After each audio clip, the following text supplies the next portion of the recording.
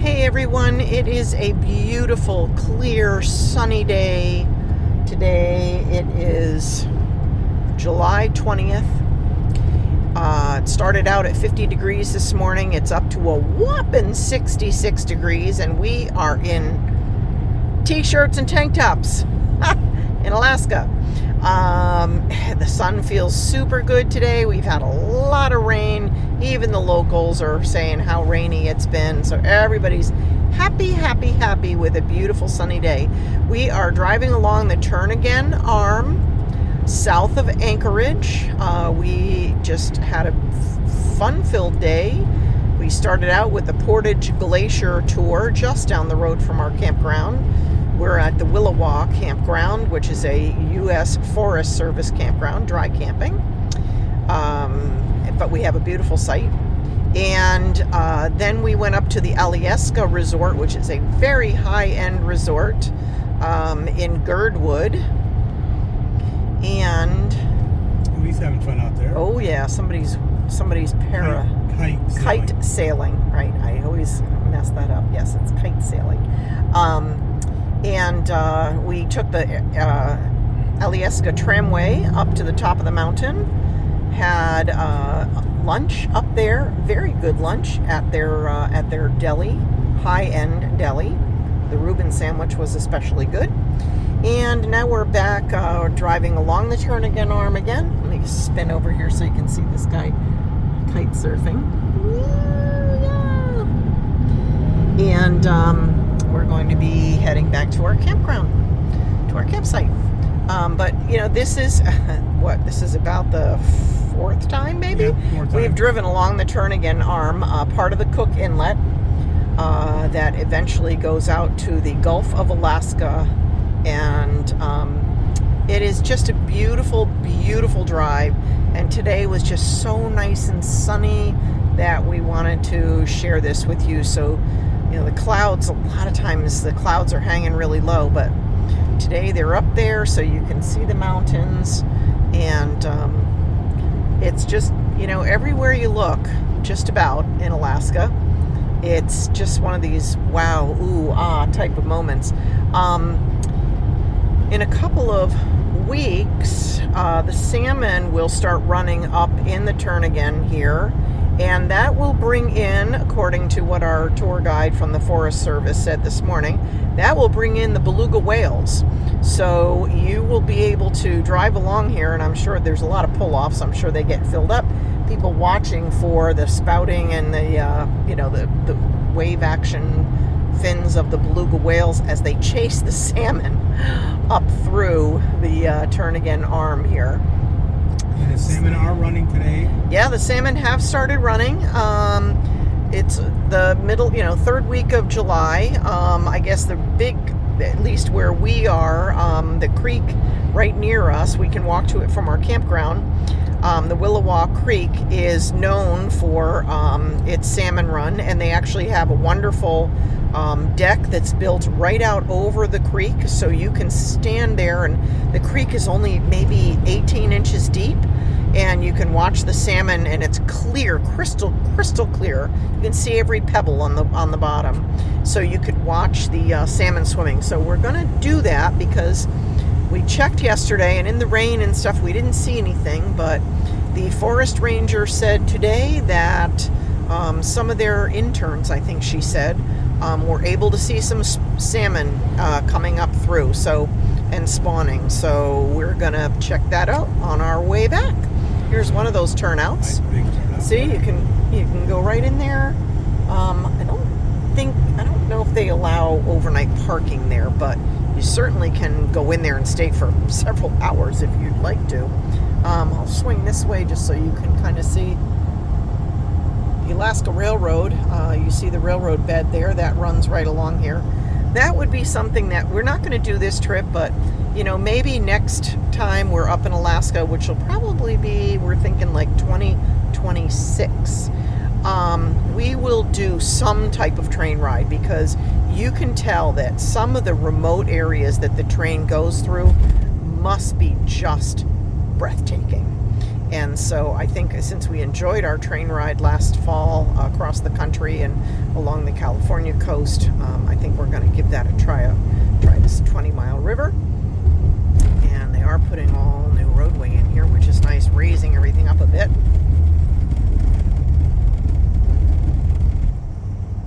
And we're going to be turning shortly to go down what is called the Portage Highway.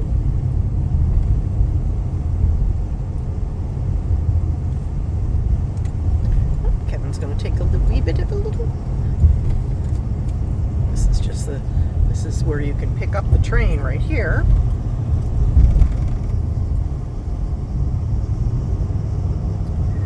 So I think I'll leave you with that, just to get a nice experience for where we are staying.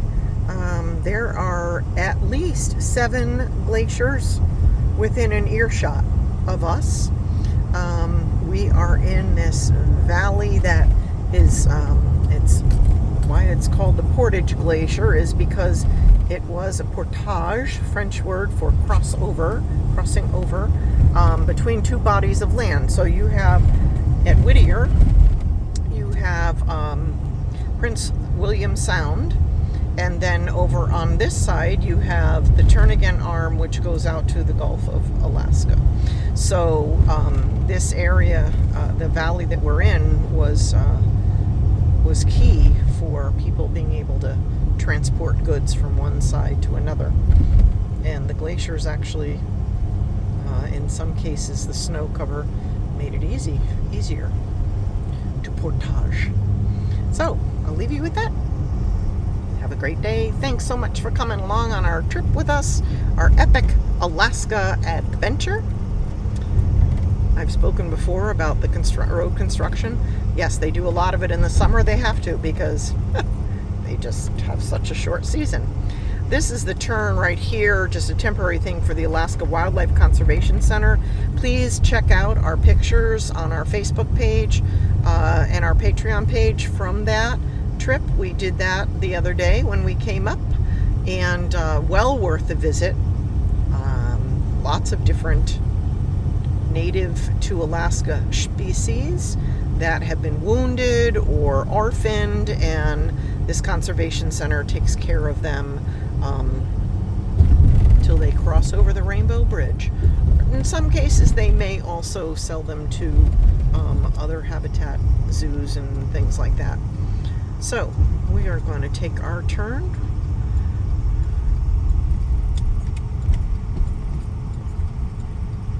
And now we are heading down to just before the Portage Glacier is where our campground is. Give you a little flavor for what this is like. Willowa, 4 miles, the campground. There are 3 U.S. Forest Service campgrounds on this road, on the Portage Whittier Road. 2 of them would be fine for tenting or very small B or pop-up style campers. They clearly state that. Willowa is the only one that would handle any size of a travel trailer, motorhome, fifth wheel. Sites. Yes, the Willowa campground, I'm not sure when they did it, but it is probably one of the nicest national, because it is under the National Park Service, so you can use your military, you can use your senior access pass, you can use your your annual Beautiful pass, America Beautiful pass, that type of thing, to stay for half price. It is dry camping. They have vault toilets. Yep, we are in the Chugach National Forest, and they do have a camp host. They have an Iron Ranger where you fill out the envelope and then put your check or your cash in there. We tend to write a check. It's just easier for us for tracking, and then we're not using our cash But if either. you use your senior pass, they'll come and visit you. Yes, here's one of the glaciers on our way to our campground. I'd have to look at a map to see which one that is. Yes, new this year, I believe, or just new last year, the camp host, if you write that you have on your envelope, you need to put the number, your pass number, in order to qualify for the half price fee. And they are now checking, because evidently they've had a lot of people fudging the system, using other people's card numbers and things like that. So when you get your national pass, whether it's the senior lifetime pass like I have, the military pass like Kevin has, or you pay for the annual pass if you don't qualify for either of those other two, it says right on there, that you have to have it on you all the time, that you are not allowed to loan it out, you are not allowed to give out the names and things like that, or the numbers. Obviously, people are fudging that system, because now the camp hosts in both situations in the past 4 days have come to us, knocked nicely on our door, and said, I just need to see proof of your senior pass. We're fine with that. We'd rather have people be up and, above board and not dodging the system, which is going to screw it up for the rest of us. So we happily will show that to them. And, takes 2 seconds, but that's okay. It's all right. So yeah, this is the way to our campground, and I'm going to actually keep this going, because I want you to see when we turn into our campground. I mean, we're backing up to glaciers and mountains. I know there are beautiful places to camp all across America, but I gotta tell you, if you get a chance to come to Alaska, you can camp very reasonably. I mean, there's a lot of turnouts, what they call turnouts. There's a lot of pull-offs. You can camp absolutely free. If you have any type of battery bank or solar system, and you can handle dry camping for a couple of days to a week. A lot of the gas stations, I mean, the Safeway we were just at getting gas has a dump station and potable water behind it. There's a lot of places, and a lot of apps and stuff like that show you everywhere. The milepost book will say where there are public dump stations. Some towns, we've been in towns that even have purposefully set up at a town dump or at a town station. This is a really cool walkway that goes along and over the bridge. Dump stations, just as a courtesy. There's not even a charge. So take advantage of that. Yes, it's a long way to get here, but once you get here, you actually can really save a lot of money, where you don't necessarily get that same type of savings when you're in the lower 48.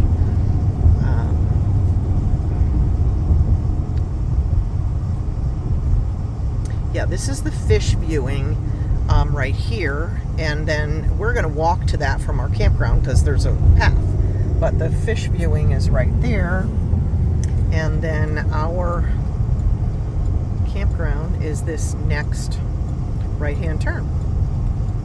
And from here you can even see some of the glaciers over in that direction, but I'm just going to go down in here, Willowa in the Chugach Mountains. So here, I mean, this is the entrance to our campground.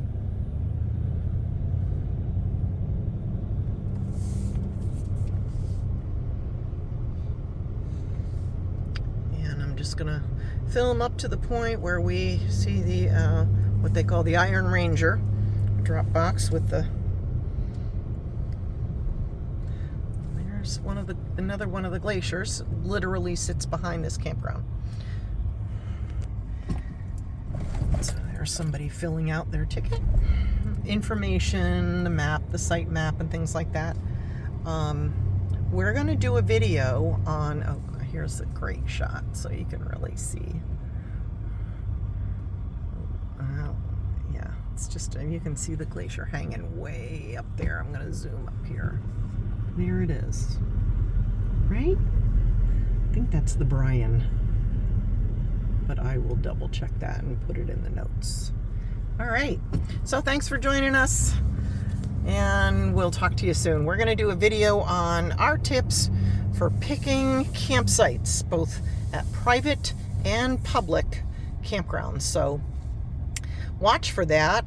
We have intermittent cell signal and ability to upload things. So that should be coming hopefully within the next week anyway. Maybe I'm just going to keep going until we get to our campsite. Why don't I do that? Why not, right? You get a feel. This is all paved. Every site is paved. They market this also as, there's the walkway to the, yes, that's the walkway to the fish viewing, the salmon viewing. They have some good informational boards and things like that there too. And if you walk just a little further and go up to the next campground, which is along our same side, they have that wooden walkway and bridge that goes over the river as well. There were quite a few campsites in here that we felt we could easily do. We picked a great one, even though it was, raining and everything. And we'll go into some of our tips again on a video on how to do at least what we feel are some good tips for selecting campsites, finding campsites, what to do on the first come first serve type of campsites. And so we're getting, this is 16. We are site number 18. See the mountains here. And there is the Pewter Palace. You'll be able to see it with the, there's the Pewter Palace right there.